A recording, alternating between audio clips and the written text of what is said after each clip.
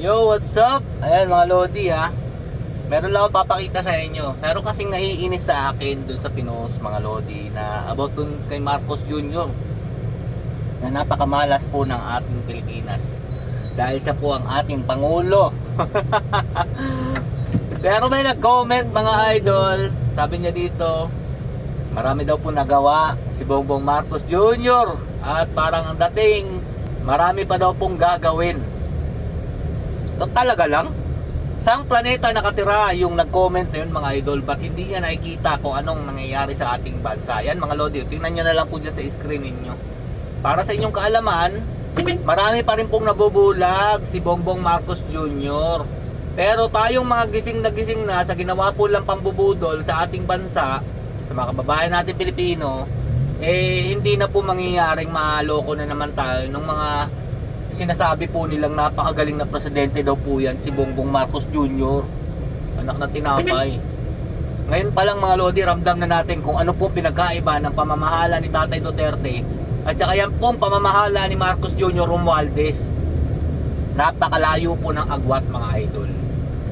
Oh, sige nga, dun sa nag-comment na maraming nagawa si Bongbong Marcos Jr. sa ating bansa, isa-isahin mo kung ano ba yung nagawa niya na napakaganda, tatatak talaga sa ating isipan.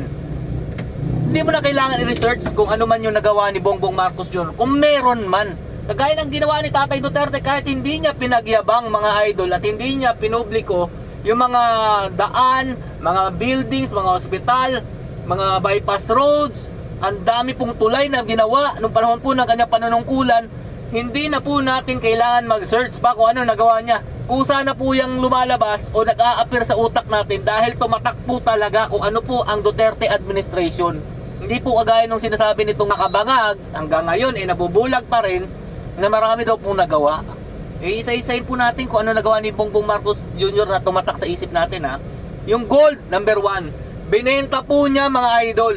Yung pondo po ng PhilHealth, kinuha po nila Maharlika Funds, GSIS, SSS, kung ano-ano po mga contribution natin na pera po natin yun, ginawa po nilang pera nila. Hindi na po natin alam kung saan nila nilagay itong mga pera pinag-uusapan na to mga idol. Yung utang ng Pilipinas, napakalaki kumpara po nung panahon po ni Tatay Duterte na meron pong pandemya partida mga idol. Yan po ang kaibahan. Sana naman magising na kayo sa katotohanan na itong Marcos administration napakalayo talaga. Yan lang mga idol, sana matauhan ka na. Gumising ka na sa katotohanan, huwag kang patulog-tulog, anak na tinapay naman, oo. Kahit anong gawin nyo paninira, Duterte pa rin ang malakas.